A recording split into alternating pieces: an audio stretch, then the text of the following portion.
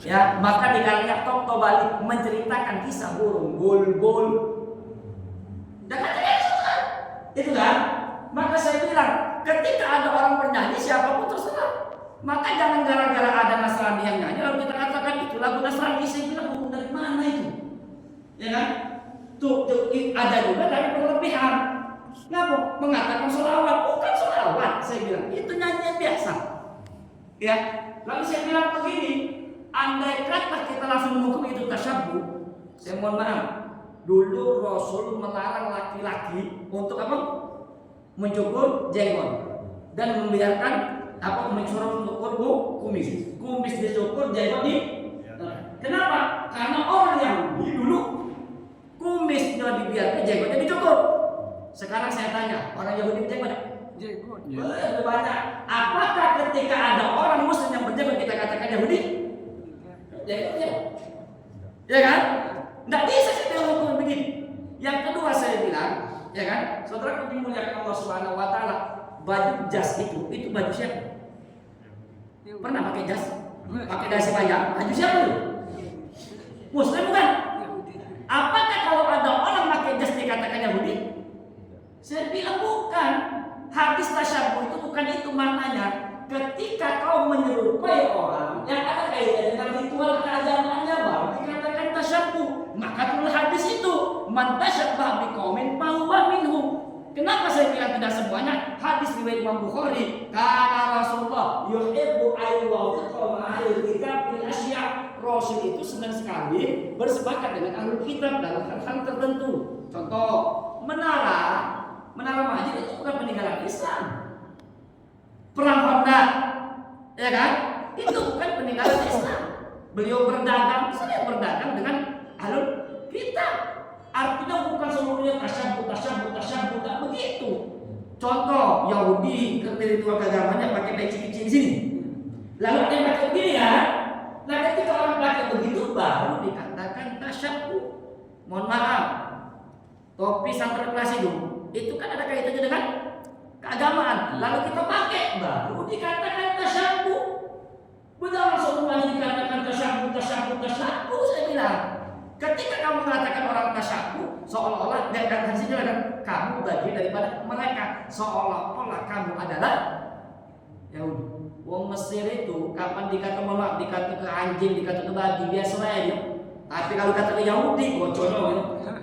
Jangannya memilih Yahudi, saking dia tidak setujunya tadi.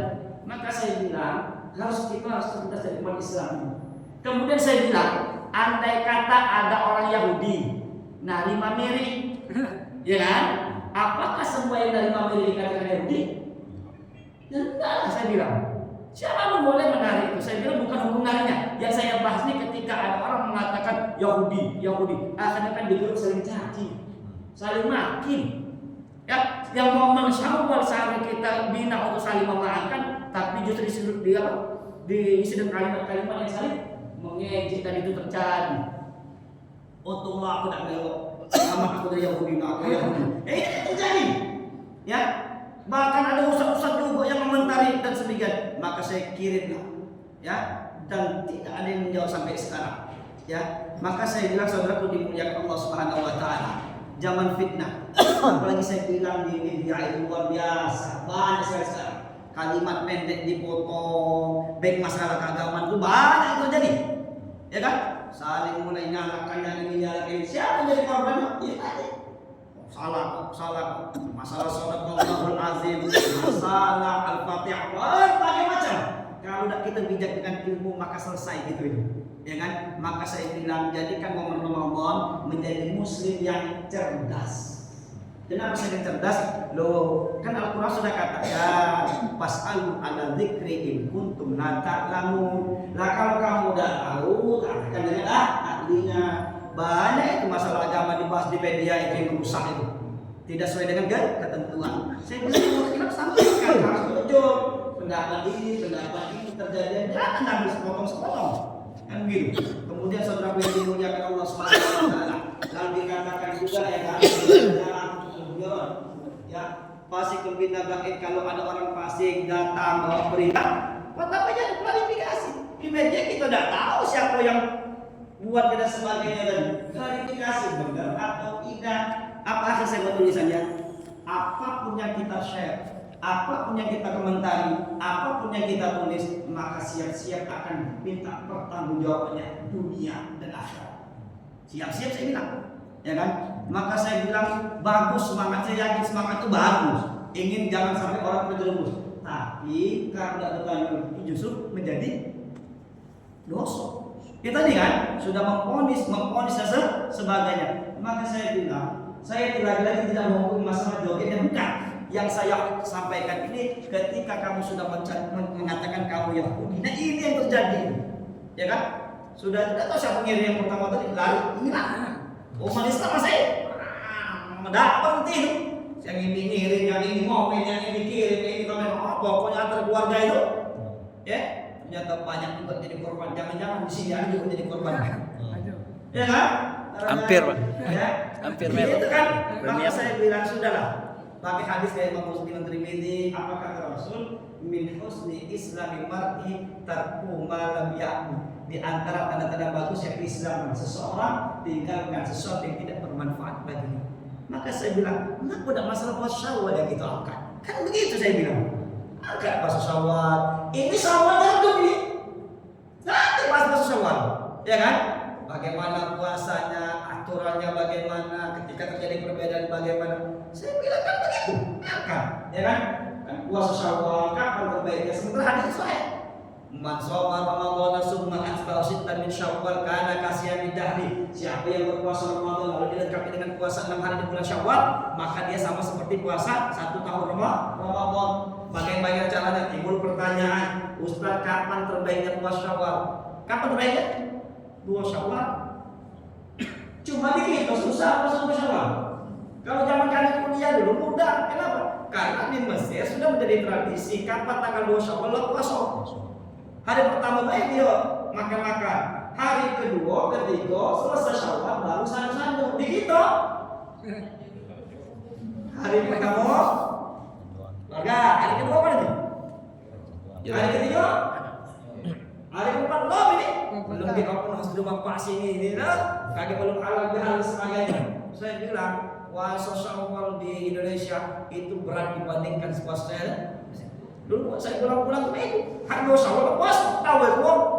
Alangkah cepatnya puasa. Padahal yang terbaiknya tanggal 2 Syawal. Oh, kenapa paling tidak kita bisa melaksanakannya? Itu. Yang kedua, yang ketiga saya bilang, ya kan? Kedua, bagaimana? Boleh enggak terus menerus kamu bagaimana aturannya? Abdullah. Terus menerus, tidak putus. Abdullah. Tapi intinya boleh terputus putus. Hari ini puasa, hari seminggu lagi puasa, intinya 6 hari. Kan begitu. Ketiga, biasa ada pertanyaan, Ustaz, kodok dulu atau Syawal dulu, kan begitu. Jumhur ulama boleh Syawal dulu baru kodok, tapi abdulnya kodok dulu baru Syawal. Maliki wajib kodok dulu. Kenapa alasannya? Satu, kodok itu wajib, Syawal itu sunnah. Ya, hadis tadi apa hadisnya? Siapa yang berpuasa Ramadan, maka sempurnakan dulu Ramadan baru Syawal. Tapi jumhur ulama memahaminya boleh puasa Syawal dulu baru kodok. Tapi pahala Syawal tadi yang 1 tahun tadi belum akan didapatkan sebelum kamu menyempurnakan Ramadan. Kenapa? Karena hadisnya kan masuk Ramadan. Siapa yang berpuasa Ramadan lalu disempurnakan ditambah 6 hari di bulan Syawal. Ramadan tahun ini 30 hari ditambah Syawal berarti 36. Andai kata ada ibu-ibu kaum hawa punya utang 6 hari, ya kan? Lalu dia Syawal dulu, baru Ramadannya baru berapa? Baru 24 hari. Setelah dia menyempurnakan Ramadannya, dikodok puasa Ramadannya, baru pahala 1 tahun tadi didapatkan. Selama belum dibayar, maka pahala belum didapatkan. Kenapa? Syaratnya tidak terpenuhi. Cuma yang jadi masalah biasanya ini belum dibayar. Masa tahun Ramadan akan datang baru dibayar? Syawal dikejar, kodoknya. Kagetlah. Nggak mulai Syawal, mepet-mepet baru dia kodok. Gitu ya. Kemudian timbul lagi pertanyaan, boleh nggak Ustaz menggabungkan qadha plus syawal? Kan begitu? Ya, jumhur ulama termasuk saya berpengalaman dengan pemahaman jumhur, tidak bisa. Kenapa tidak bisa? Alasannya tadi 6 hari 30 ditambahkan 36. Lah kalau dia digabung berarti jumlah bilangannya berkurang kan? Nah cukup 36. Yang kedua, ditinjau dari segi niat ibadah itu ada dua. Ada maksudah bizatiha, ada ghairu maksudah bizatiha. Apa maksudah bizatiha? Ini memang ditujukan kepada zatnya. Kalau ghairu maksudah cuma wasilahnya. Contoh, puasa Senin itu namanya ghairu maksudah. Artinya apa? Wasilah hari Seninnya. Puasa apapun yang dikerjakan hari Senin itu termasuk puasa Senin. Ibu-ibu nih dari subuh udah makan-makan, nyampe ke kantor, malas makan jam 10. Ay sudahlah anak puasa ya. Pas hari Senin, maka itu sudah masuk puasa Senin. Walaupun tidak berniat puasa Senin. Kenapa? Karena ghair yang ditentukan adalah wasilah harinya, bukan kepada zat puasanya. Gitu ya. Baik, kemudian ayat berbeda 13, 14, 15 kepada harinya. Artinya puasa apapun yang dikerjakan pada hari itu sudah masuk ayamin B, walaupun tidak berniat ayamin B. Gitu. Nah, maka yang bisa digabung yang tadi maksudnya bizatiyah